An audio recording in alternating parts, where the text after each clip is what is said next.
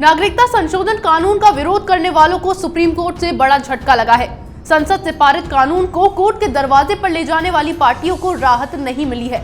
वकीलों के भरोसे कानून को बदलने की कोशिश करने वाली कांग्रेस और उसकी सहयोगी पार्टियों को सुप्रीम कोर्ट से फिलहाल राहत नहीं मिली। क्या है पूरा मामला, देखिए इस रिपोर्ट में। नागरिकता संशोधन कानून को लेकर पूरे देश में विरोध प्रदर्शन करने वाली कांग्रेस और उसकी सहयोगी पार्टियों को सुप्रीम कोर्ट से राहत नहीं मिली है। शीर्ष न्यायालय ने नागरिकता संशोधन कानून पर आंतरिक रोक लगाने से इनकार कर दिया। हालांकि इसके ऊपर सुनवाई जारी रहेगी, लेकिन याचिका दायर करने वाले CAA विरोधियों ने सुप्रीम कोर्ट से अपील की थी कि जब तक सुनवाई चल रही है इसके ऊपर अंतरिम रोक लगाई जाए, लेकिन सुप्रीम कोर्ट ने उनकी दलील को खारिज कर दिया और कहा कि इसके ऊपर अंतरिम रोक नहीं लगाई जाएगी।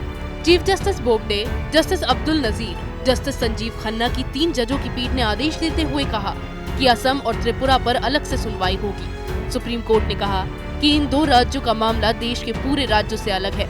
असम, त्रिपुरा और उत्तर प्रदेश से जुड़े मामले को अलग से सुना जा सकता है। चीफ जस्टिस ने असम के तर्क को अलग रखते हुए कहा कि वहाँ की स्थिति अलग है।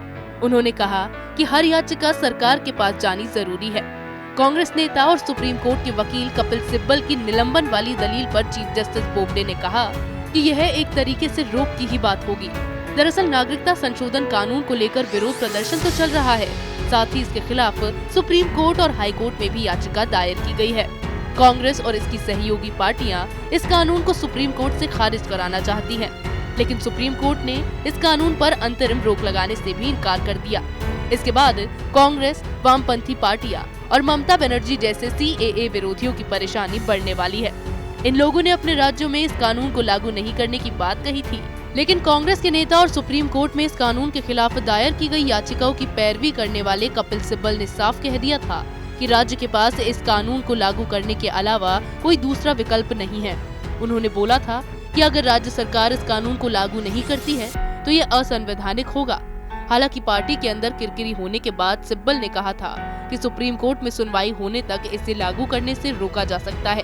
उन्हें उम्मीद थी कि इस कानून पर अंतरिम रोक लग जाएगी, जिससे कांग्रेस शासित राज्यों के पास समय मिल जाएगा, लेकिन ऐसा हुआ नहीं, जिसके कारण अब इनके पास कोई तर्क बचा ही नहीं है। कांग्रेस और उसकी सहयोगी पार्टियों को सुप्रीम कोर्ट का झटका लगा है। शीर्ष अदालत ने केंद्र सरकार की बात सुने बिना इस कानून पर अंतरिम रोक लगाने से मना कर दिया, जिसके बाद अपने राज्य में इसे लागू नहीं करने की बात करने वाली विपक्षी पार्टियों की चिंता बढ़ गई है। इसी तरह की खबरें मैं आपके लिए लाती रहूंगी, तब तक के लिए बने रहिए हमारे साथ। अगर आपको हमारा वीडियो पसंद आया हो तो इसे लाइक करें, हमारे चैनल को सब्सक्राइब करें और हाँ, बेल आइकन दबाना ना भूलें, ताकि आप तक हमारे वीडियो की नोटिफिकेशन पहुंचती रहे। आप अपना सुझाव हमें कमेंट बॉक्स में दे सकते हैं। हमारे साथ जुड़ने के लिए शुक्रिया।